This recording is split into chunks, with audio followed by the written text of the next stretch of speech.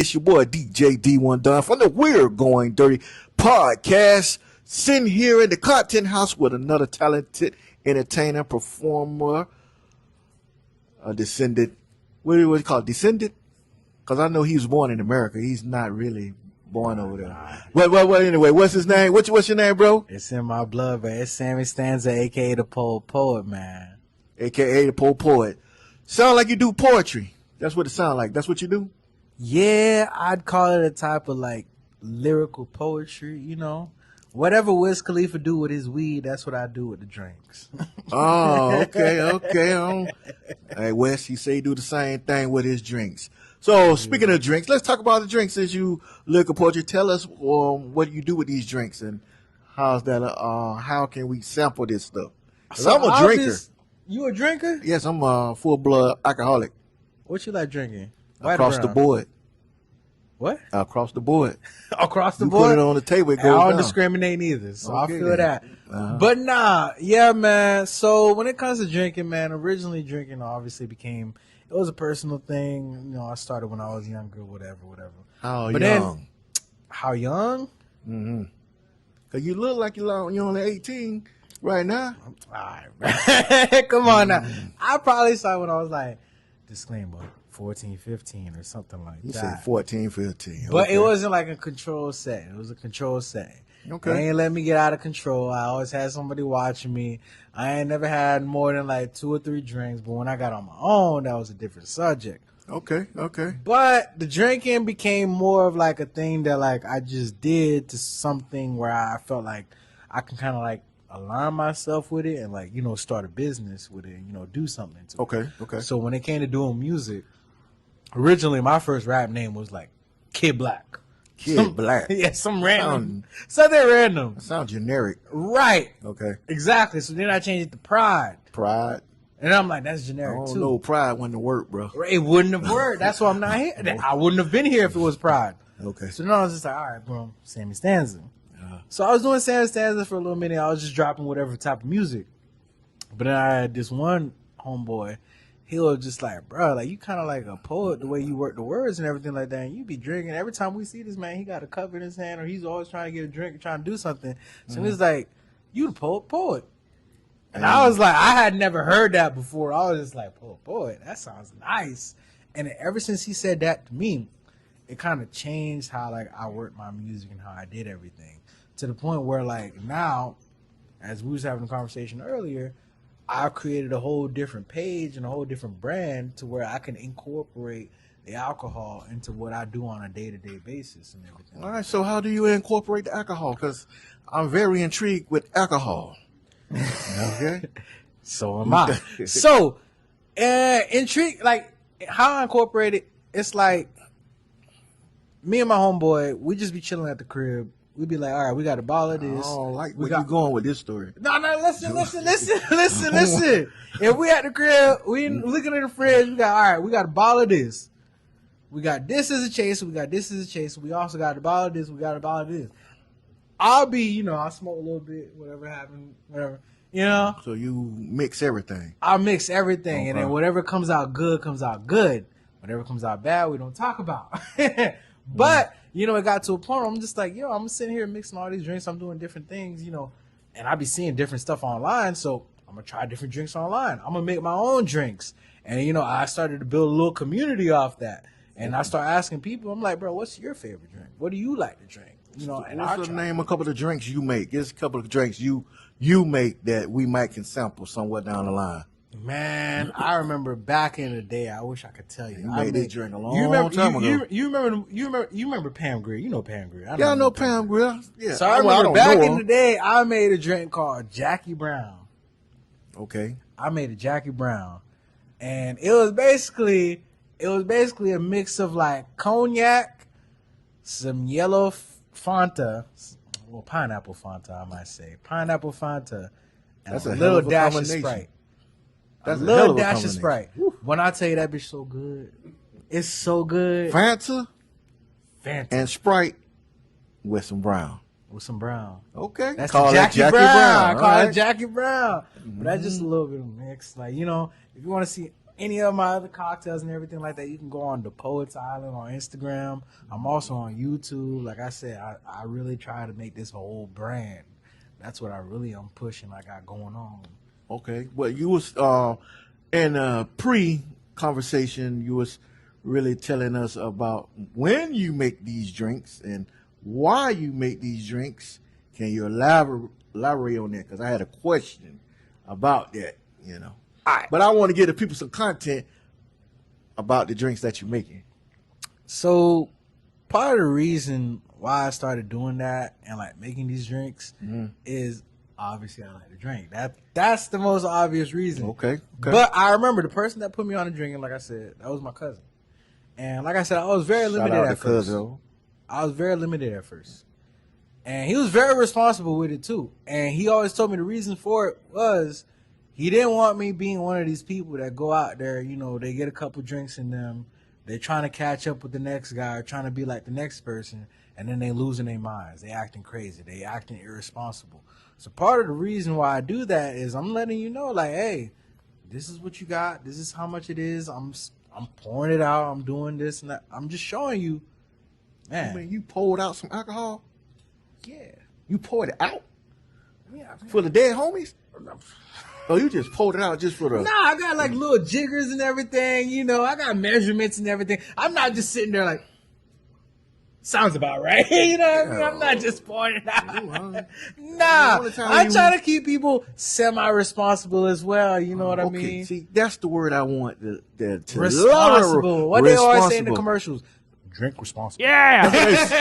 That's what they say in the commercial, but those people who make those commercials don't want you to drink responsibly. Obviously they want you to keep drinking like me. I want you to, because if you fall out, you ain't going to be enjoying my show. You ain't enjoying my music. If you fall out, I need you to be lit to the perfect amount to where you could be on the same level as I am and we could both have a good time. Because I ain't taking care of nobody. Like the way you saying that, man. I don't like when you need a blonde head double eights or something next to you saying that. Not me. Not me, bro. I'm gonna drink. If you got it, I'm gonna drink. This message ain't going out to you because you gonna be right with me. I gotta clarify. You gonna be right there with me. You gonna be behind the camera with me. Okay. Let's clarify. That's different. We on different ends of the spectrum right there. You know, they got a couple different alphabet people out there might think differently. You know, so we have to. This message ain't for everybody. Hey, all right. All right, tell me some more, a little more about your music. I know we got to be indulged to get to your music, correct? Yes, sir. So I've been doing music since I was probably in like middle school, high school, but like I didn't really start taking like serious to like 2020. 2020 is like when I really first dropped like my first single on like streaming platforms. What's the name of that single? Like that was Graffiti. I'll never forget Graffiti. Okay. Never forget Graffiti. That was when I kind of like switched up my flow, switched up my sound. I was actually with an actual engineer. Mm-hmm. I was paying money, an hour out the studio and everything like that.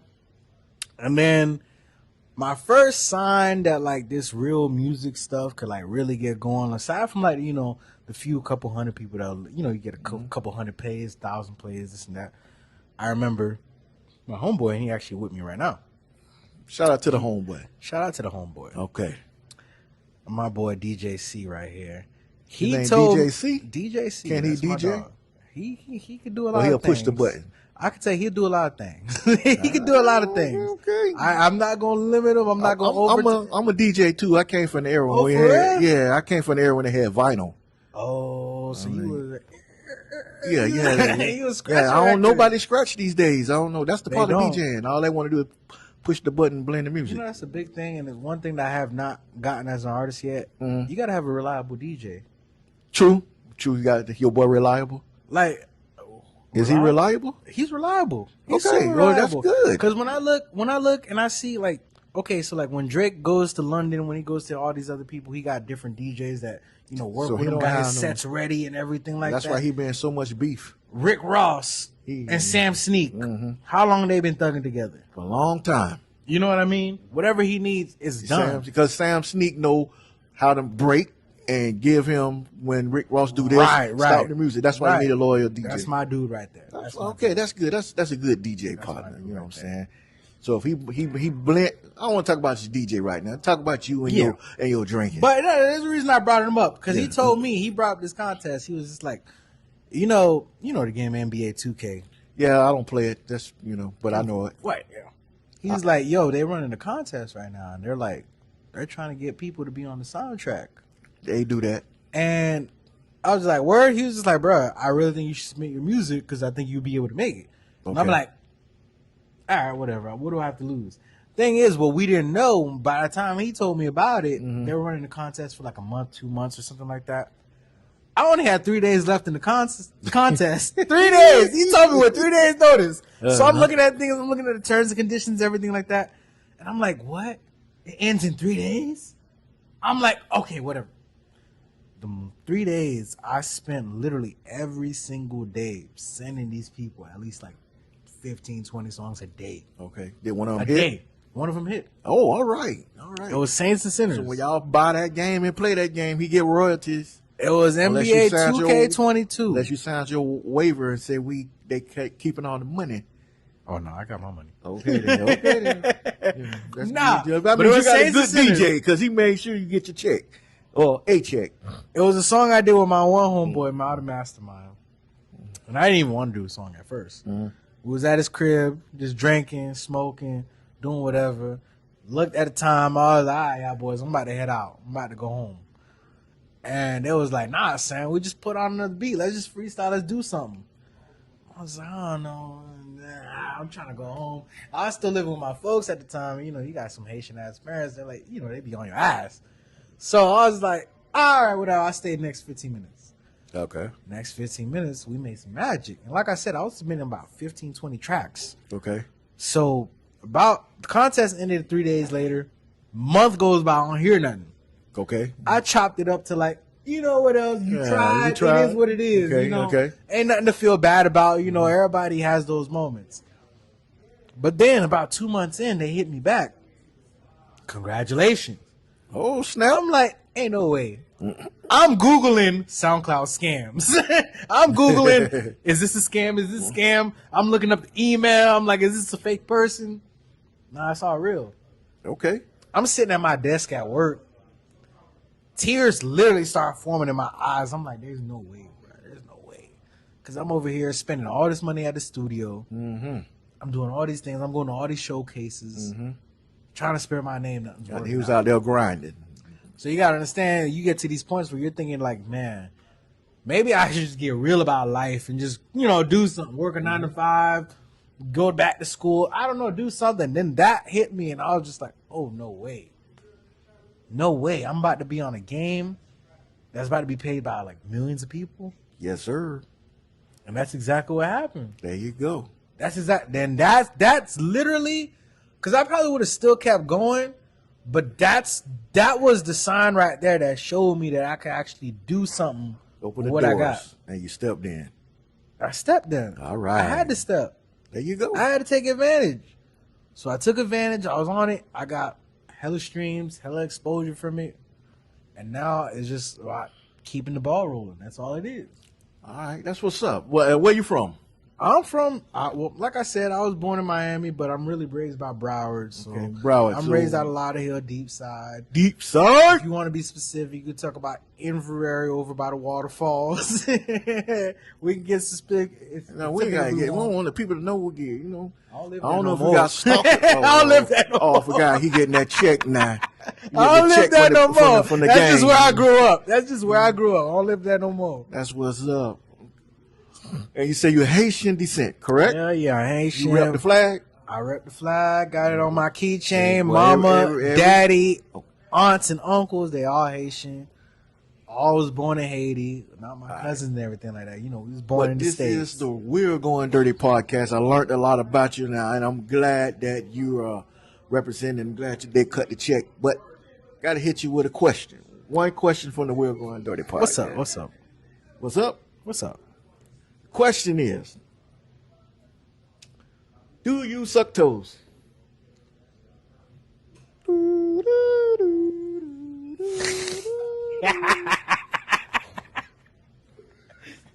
Hey, I've been drinking already.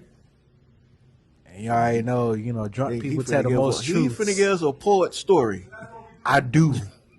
There you I go, do. ladies. Y'all heard it here I first. just leave it at that. I do. I do.